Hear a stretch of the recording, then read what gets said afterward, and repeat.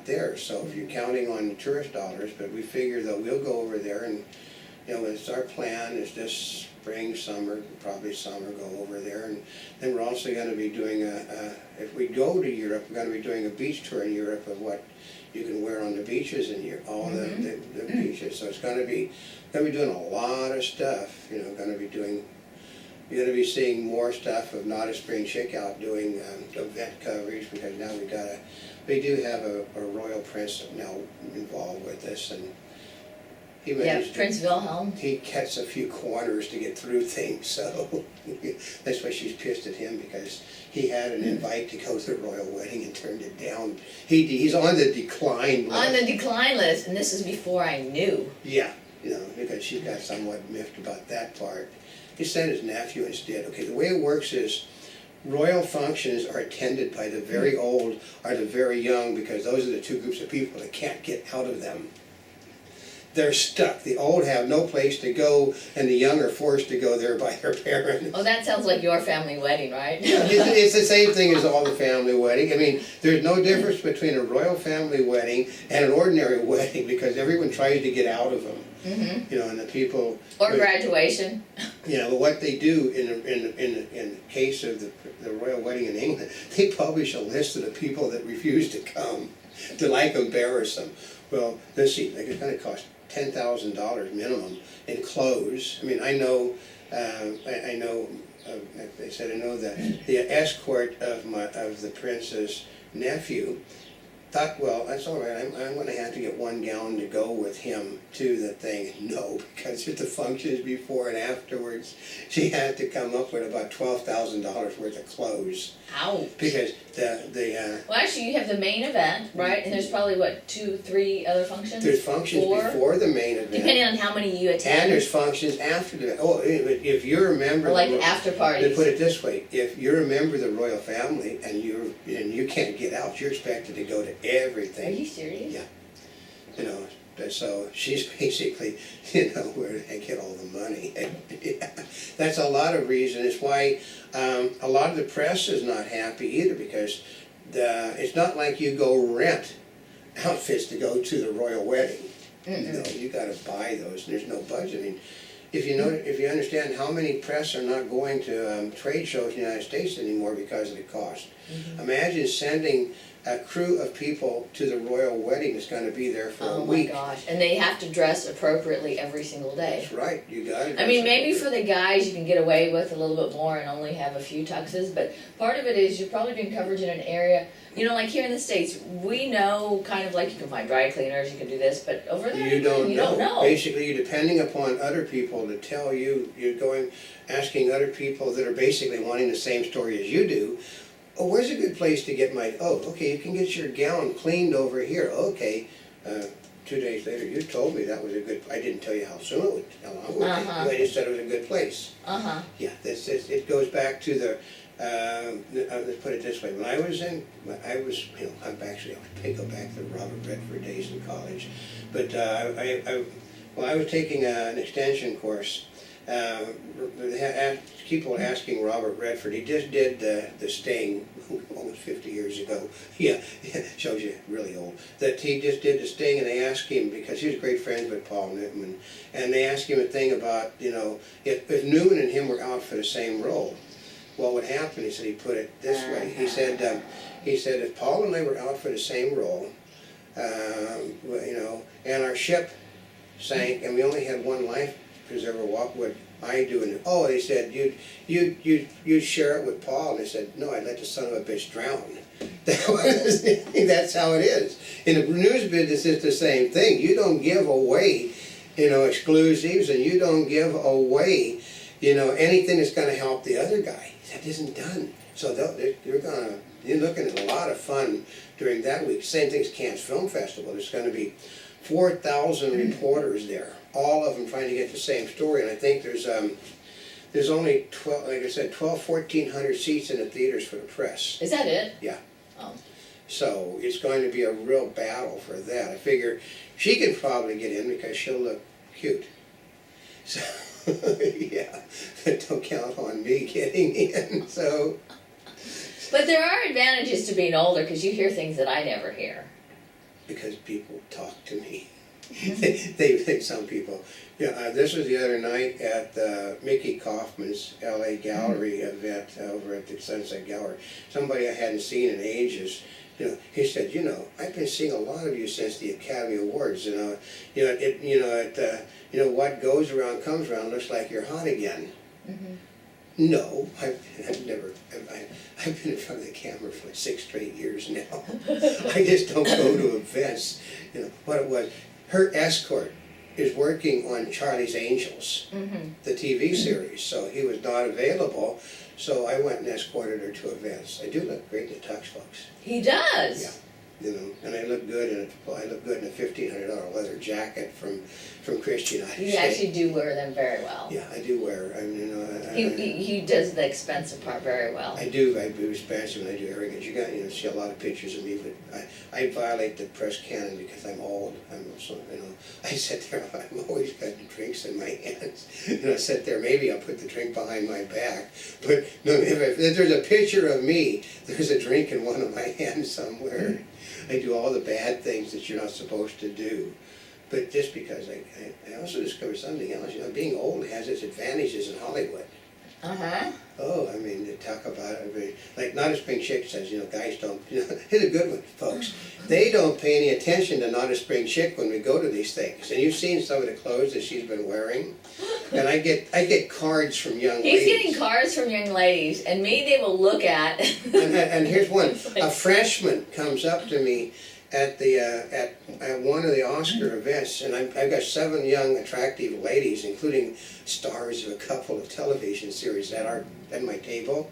And he went, "That's the secret of you getting so many young ladies.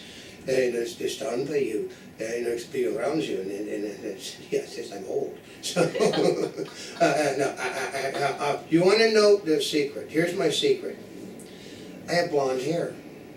While I'm not as tall as I used to be, I'm still heads and shoulders above most of the men at most of the events we go. I know. And I have blonde hair, which means I stand above them, and basically the only blonde in the room and the tallest man in the room, so the taller females gravitate to the tall blonde.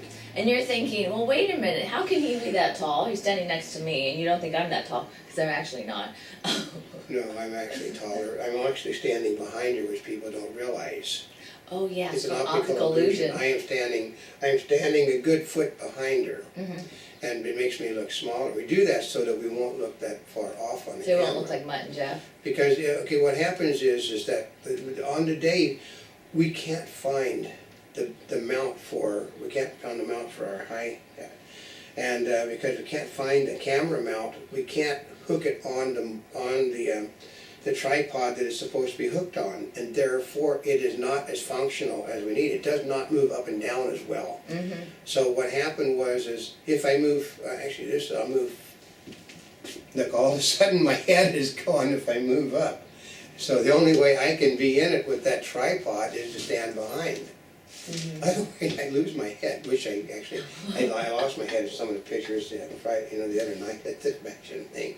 We were taking pictures, and I'm the tallest person there, so I'm the one behind. So what would happen, it would go, it'd be like this.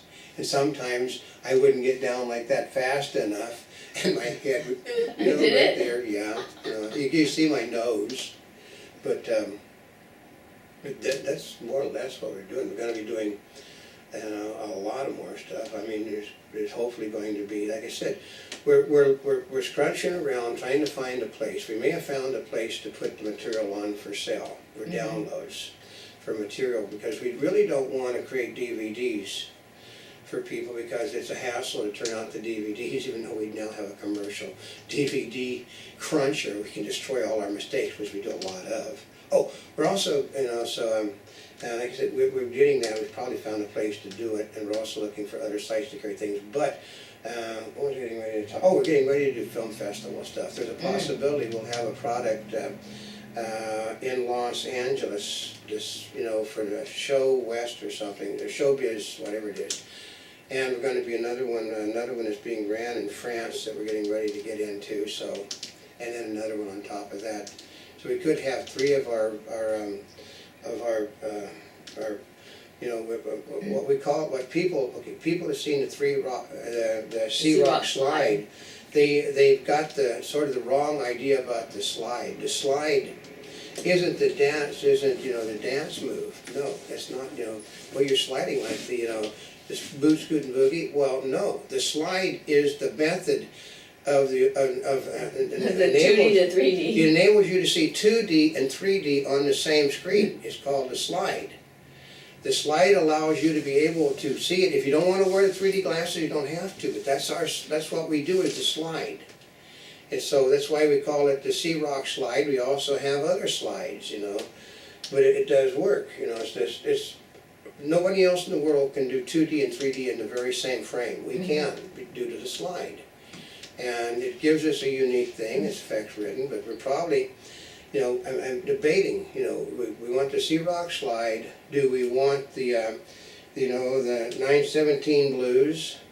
We've got several of them that we know that are being featured on around the world. The Sea Rock slide is the most popular because so you're going to be able to see a lot. We like to show you the 3 Rock slide here, but you can't see the 3 Rock slide here. It would get us in trouble. Oh. Yeah, the Sea Rock slide. Yeah, there's a reason for that one. So, if you pay any attention to full combat, the slide is used in full combat, but the slide is used in a different manner because the slide has got a lot of black and white. It's full combat. It is full combat slide. But that one basically, she did the choreography. We've got 6 different dances going on at the same time. And if you're wondering what in the world are you talking about and how do I see this, where do they go? Basically, parts of it, I think right now on YouTube, we have the full combat blue. There's a full combat orange, there's a full combat white, there's a full combat yellow, there's a full combat red. What are the different colors for? Because I used a different color for each one of the dancers' swimsuits. Oh. So that's why I call them, and then I used I basically transferred everything because I wanted to be able to stand out because some of it's total black and white. It is black and white. And basically with the different colors sliding in and out, it all got to do with the fact too that a lot of people in the industry know what a floater is. I spent from the 1940s into the 70s as a floater in films and television shows, which meant somebody wouldn't show up because my grandmother was a script supervisor and my father was a second unit man. They'd say, like, hey, is that kid of yours available?